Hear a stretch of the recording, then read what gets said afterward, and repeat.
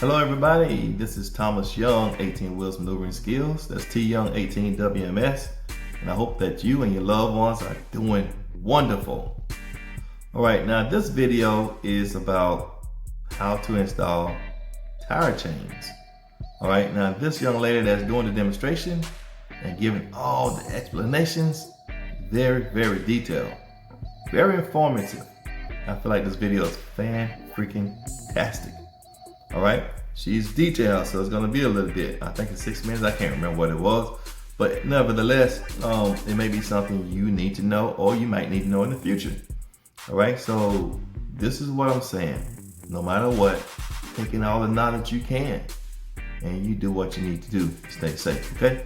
All right. So without further around me jaw jacking all day, I'm gonna slide off here and let her do her thing. And then, just have any comments, feel free to put them on there. All right, and that's what I want to see. I like to know what you think, and if you have any suggestions or things like that, I'll take a look at it. Okay. All right. Number one, stay safe as always, because then you keep everybody around you safe. Okay. T Young. I'll see you on the end.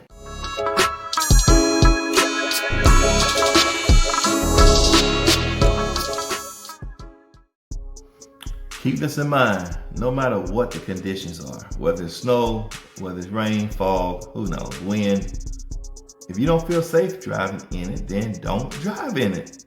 It's simple. You stay at a safe location.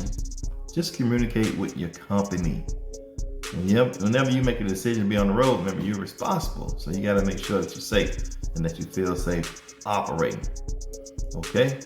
Now, when you're behind the wheel, who's the captain of the ship? Who's the sole decision maker? Who's making the decision to drive? That's right. It's not me. It's you. So make sure you make safety sensitive decisions. Okay, here we go. Let's do it. Today's chaining class. Today I'm going to demonstrate how to put on chains. We've got the chain, the double chain. This is called a triple rail chain or a double chain because it covers 2 tires, but it has 3 of these, which are referred to as the rails.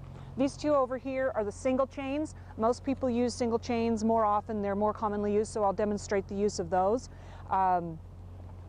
And we're also going to go over the kind of things that you need to do to begin, because just putting the chains on is like step number 5 or 6, okay? So I'm going to go over what you need to look for, how to check your chains, the tools that you need to have, and then we're actually going to run into the demonstration. I'll show you installing the triple rail chain and then installing the single chain. And along with that, we're going to cover other topics like how to untangle a chain and why we lay our chains out and look at them the way that we do when we initially get in a truck. We don't just assume that we have what we need. All right, so when you're initially assigned a tractor, you don't want to assume that you have the chains and the tools that you need. You need to actually pull everything off and look at them. Here I've laid out a couple of chains, and this is what I want you to do. Take all the chains off the truck that you're assigned and lay them out just like this, side by side. Once a chain is out of the bag, it doesn't have numbers on it. And so the only way to tell that they are the same size chain is to see that they are the same length, they've got the same number of cross rails, they're the same width. When chains are in a bag, you can see that one pair, it's listed that there's several different tire sizes that they fit. So the fit is very important. If you get a chain that is too big for your tires, this is not going to work. It's not going to be effective. It'll come off. It can cause a lot of damage. So we need to know that they fit properly. So check your chains to make sure that they're the same size. How we know that the chains are going to fit is that you check to see they're all the same size to begin with, and then practice. You have to put the chain on your tire. See if it fits. If the one chain fits, then all of the chains are going to fit. So that's how we know. Once they're out of the bag, there's just no other way. So part of checking your chains was making sure that they were straight, and I want to clarify and define that right now. When you lay these chains out, they may look straight to the untrained eye, but what we are looking for is a twist in the chain. Where the chain is twisted is where it's going to break. It becomes a weak spot in the chain. It also makes them more difficult to install. So if we look along here, we can see that most of the links are just like this, down into the backside, down in the backside. Now we come here and we see that these are folded up over the top here. You may even notice that this cam is backward to that cam. So this tells me that I've got a twist in the chain. So in order to straighten the chain out, I'll take that twist and I'll put that link to where it needs to be. Now notice what happens right here. This pulls up like that. If we pull that up, you can see the chain is pulling in this direction. And that is what tells me how the chain is twisted. And all I need to do is take this link here, grab the chain, and pull it through itself. When I straighten this out, if you look down the length of this entire chain, you're going to see every single one of these links in the position that it's supposed to be in. Now, if you look at this chain over here, are you seeing where the twist is? When you know what to look for, you're immediately going to see it. So if we straighten this out the way it's supposed to be, well, right here is the twist.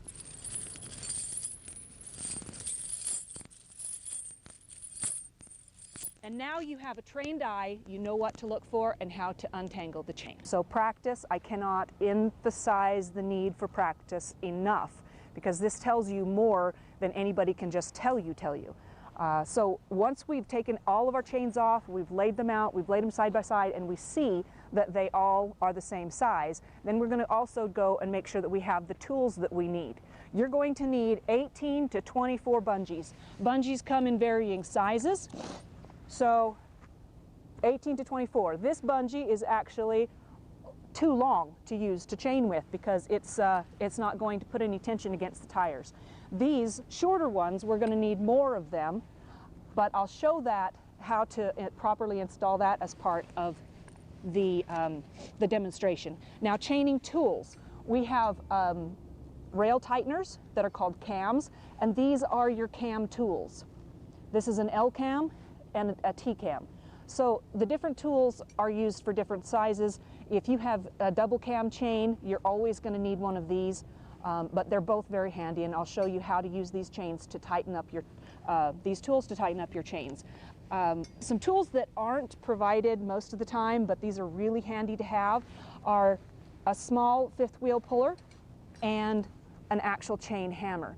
Now, an actual chain hammer is really handy to have because oftentimes when you go to chain, you've already been running in the snow and ice, and because we don't drop our trailer in order to chain, we've got that trailer right up over the top here, and if you've been driving in the snow and the ice, you may have a lot of snow and ice built up right up above your tires. And in order to get some space, you may need to pick that ice and snow out from above your tires. So having something like this that is designed not only as a cam tool to work in the cams, the ends, but it's a really handy pick to remove ice and snow so that you can actually get some space to work with around your tires. These are a really handy thing to have, but not necessary because you can do the job with just this and some other tools you may have. You also want to make sure that you have a flashlight. And last but not least, I am not going to stress enough the proper gloves. You've got to have the proper gloves for what you're doing. Padded gloves might keep your hands warm, but you're going to fumble around in them. And the longer that we sit roadside, the more danger that we're in. So we want to be able to move quickly and efficiently, and that's not going to be served with the wrong kind of gloves. If you have gloves that are leather, the moment that they get moist, then they're going to get slimy and sloppy, and then you won't be able to grip the chain and manipulate it like you need to. Another tool that you want to have is a mat or something to lay down on the ground. This is just a regular old yoga mat. You can get these at Walmart or Target or any of the big box stores. In the exercise section, about $7–8, and it is an amazing assistant to being down on the ground and not getting too soaked and nasty.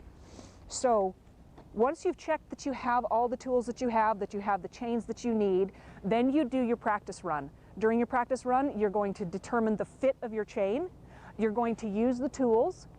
That practice that you do using those tools and manipulating the equipment is going to tell you a lot about how you're going to handle chaining. When it comes to the decision to chain roadside or when you are required to chain, if you've already done this practice, you are going to be so much more comfortable with the process. So instead of making a decision whether or not to chain based on your own competency, you're going to be making that decision to chain based on the weather conditions and the safety conditions, which is that primary focus. The triple chains cannot get twisted like the double chains can get twisted.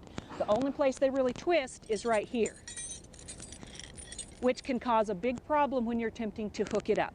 So if this is twisted, then this cam will flip over like that. You simply pull this around and that will straighten the chain out. So in that aspect, the double chain is easier than the single. The only way that the double chain is easier than the single is that they don't get twisted. So now that we've confirmed that we have all the chains that we need, we have the chain straight, we have all of our chains are the same size and width, then we want to do our practice. I'm going to begin with a demonstration of the double chain. Now it's very important when you install a chain that it be installed upside right. Where these hooks are, you can see these little hooks, that goes outward. This is the surface that hits the pavement. It's very important that you don't put this down toward the tire, because these little hook areas, they will dig into the tire and can cause severe sidewall damage. We definitely don't want that to happen. So when we're looking to install our chain, the proper alignment is for this to be the part that's going to hit the pavement.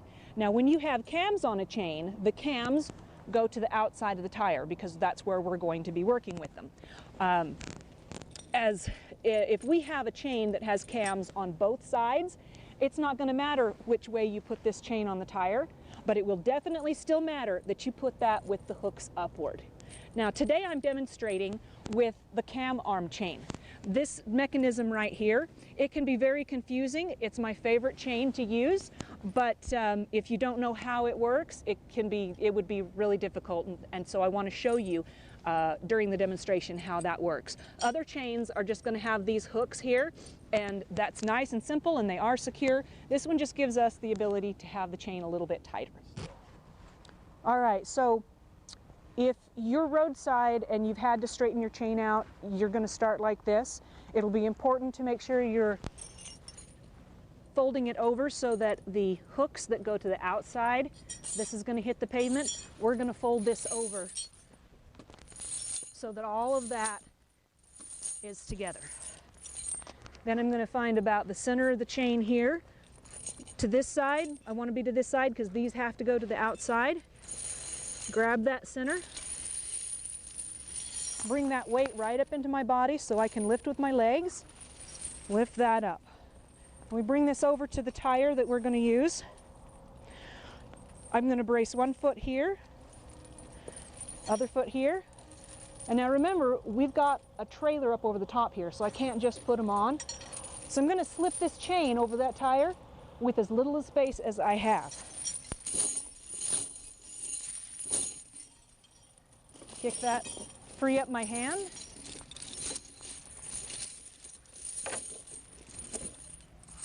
And pull that over. Now I need to make sure the chain is even side to side. Because we don't have this chain marked for center, I'm going to lay this out looking at this rail here and over here. Now we see how this is basically dangling. It's not even got any slack, but that is kind of pulled up over there on that side. That means on that direction just a little too much. So I'm going to come over here. And we remember, we're working with that trailer over the top, so I just kind of pretend that I don't have all this space. I'm going to lift the chain just a little bit and then pinch it with my leg and then work that slack that direction. And it only takes a little bit to move that chain where you're going to need it. Now that we can see that we're even side to side, we're going to go over the top with this rail here. And as we're doing every one of these processes, we're going to continue making sure that our cams have remained open and that we're not twisting anything. So now I want to pull this chain over the top of that tire, and I definitely do not want to drop it down. So I'm going to come in here with what space I have to work with and pull it over the top.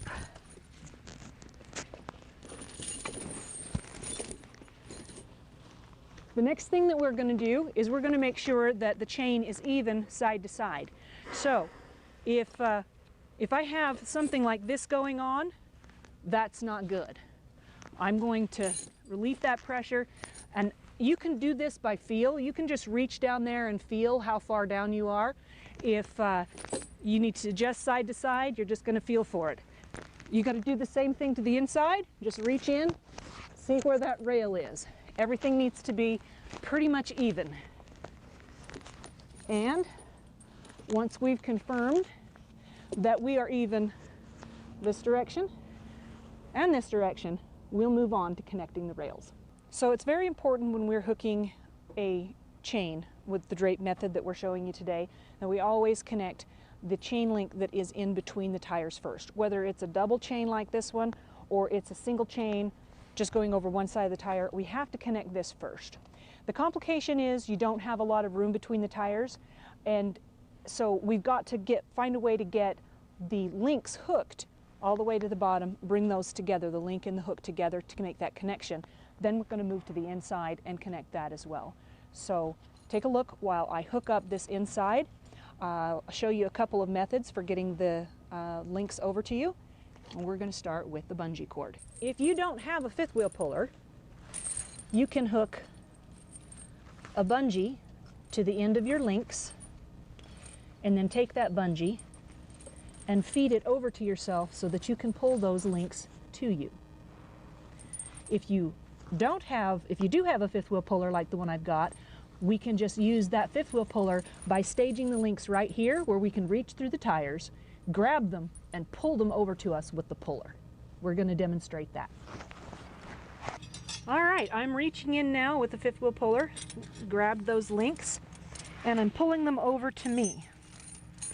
In this hand, I've got the hook. And you can see how I'm pulling the chain upward. I'm going to bring the hook in as far as I can reach and drop it into the link, the tightest link that I can reach, and then I release the rest of the chain with a fifth wheel puller. All right, so from the inside I'm going to reach around and grab that I staged, bring that over to me here. See if it gets loose, you can always reach over there and grab it again.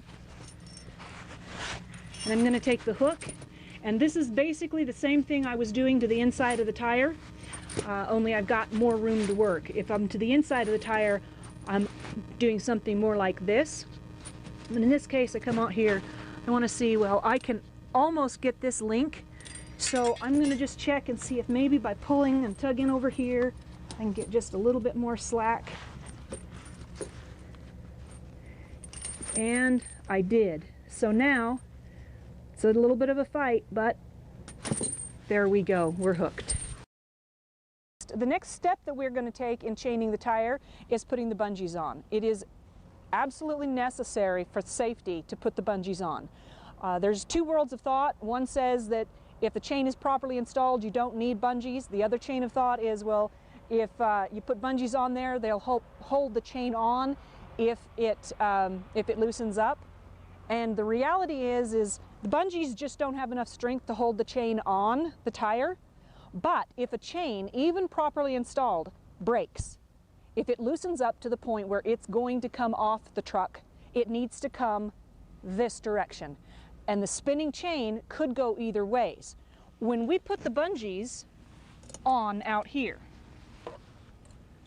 we are creating a force that brings these rails closer together, which in effect pulls the chain toward the outside.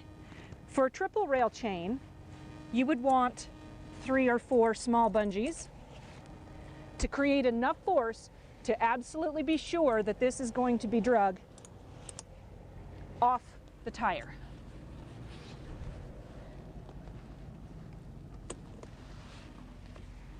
If you're just doing a single chain, just 2 bungees. So if you kind of think about it, the number of rails matters, how heavy the chain matters.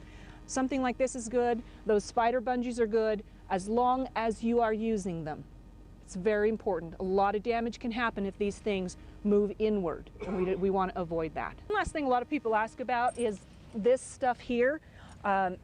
If this is long enough, it can actually flail out, makes a lot of noise, and hits things. So you can take a spare bungee, hook that in with the spare bungee, and then just hook that bungee over so that it doesn't make a lot of noise. All right, so because most drivers are installing singles, I wanted to demonstrate that really quickly too. These singles are not as heavy as the big doubles, but we are going to use some of the same things. We do want to try to grab for the center. Again, it would be good if you've got some paint to mark your chains with, but other than that, they're a lot easier to handle, which is why they get used more than anything else. So just like the double, we got to remember that we don't have the space to just walk up here and put it on. We've got a trailer there. So I'm going to use the same kind of a thing, brace myself, and then just kind of fling that inner link up over. And keep watching yourself. Make sure that as you're doing this, you're always looking to see that these hooks are to the outside, and as you're working the entire chain, that the cams are open.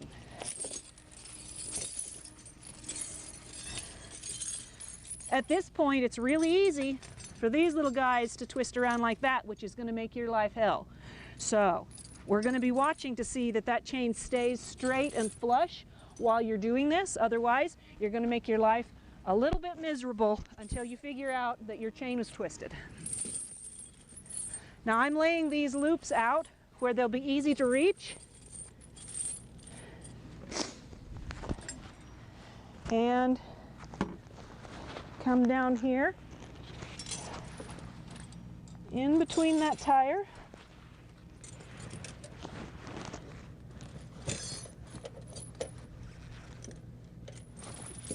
Drop that link through. All right, so since we've got the inside hooked properly, we're going to come out to the outside and again try to pick our swivel joint, and it's going to be this one here. So flip that swivel over. That feels a little loose, so in spite of my first guess, I'm going to try for that next one because of how loose that felt. Oh look, that worked. All right, sometimes you have to double check yourself. Make that connection happen there. Got a pretty big tail. Now we're going to again start with the lowest cam.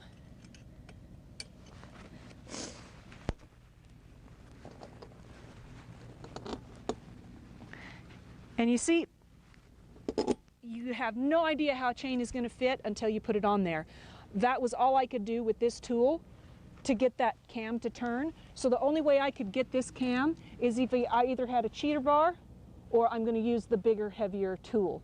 And that means that this chain, the fit, even though it's basically sized the same, and these are the same size tires, I'm only going to be able to get 2 cams max to begin with, and the chain's as tight as it can go.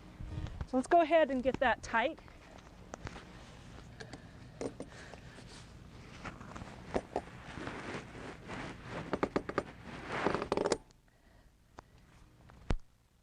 And rubber's on. All right, I'm going to go ahead and start bungeeing this single by taking this loose link and just keeping that from flapping around. And then I'll make a good X pattern here.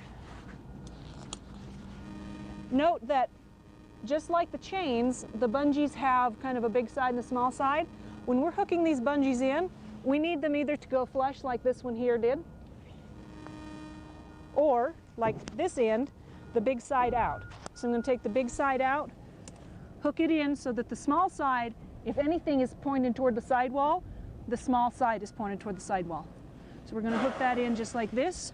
We can bring this over. And again, we've got the small side pointed toward the sidewall and the big side out. And that is a properly bungeed and installed chain. All right, so when it comes time to take the chains off your truck, what you're going to find is you pull off at the chain off area, and as likely as not, when you stop, you're going to find that this is exactly the situation you're in. And if you've been rolling on these chains, the truck is actually going to be on these two rails. You will not be able to get the chain unhooked in this position.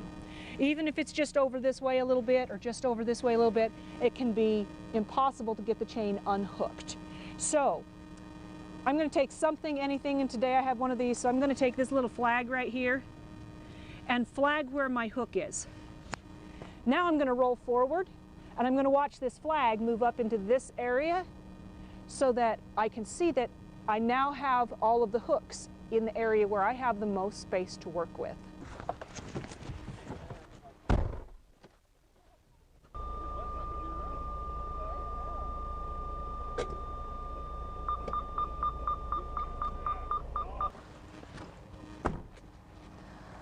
All right, now that I've got all of this in an area that I can work with it, that's when I'm going to grab my bungees, take the bungees down, loosen all the cams, and then go for the rails. And now I have the ability to work in that space where I have the room to do that.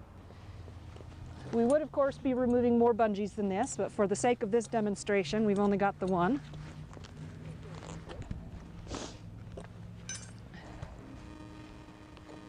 And it does not matter which cam you start with, just get them all loose.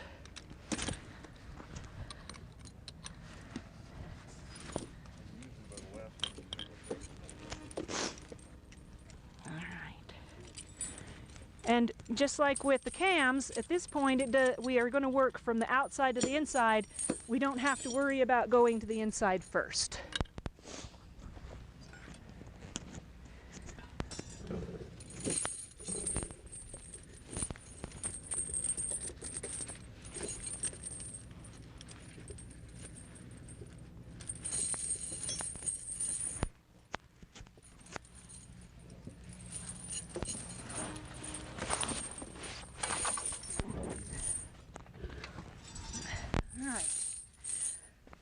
Okay, so we're going to need to move this piece of chain out of the way because when we roll forward, we don't want to roll on top of it with this.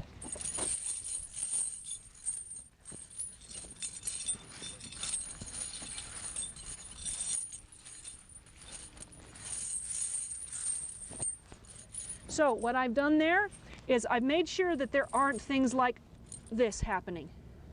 I'm not going to be rolling the truck over that.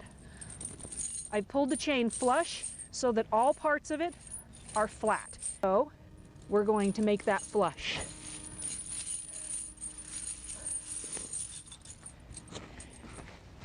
Once you've taken all your chains and you've positioned them just like this, now we can roll forward off the chains without damaging anything, and they'll be ready to go the next time.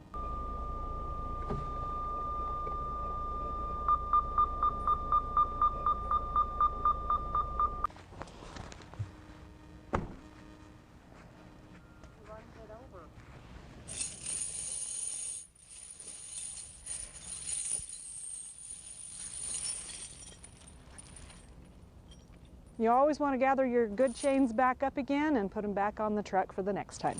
But I cannot impress on you the need to practice. If you just watch this and don't do anything, when you're actually in a situation where you need to chain, you may hesitate. And I don't want you to have to do that. I want you to get out there and practice. Get a feel for it. Time yourself the first time. See how long it takes. Do it a second time, and you'll find yourself doing it fast.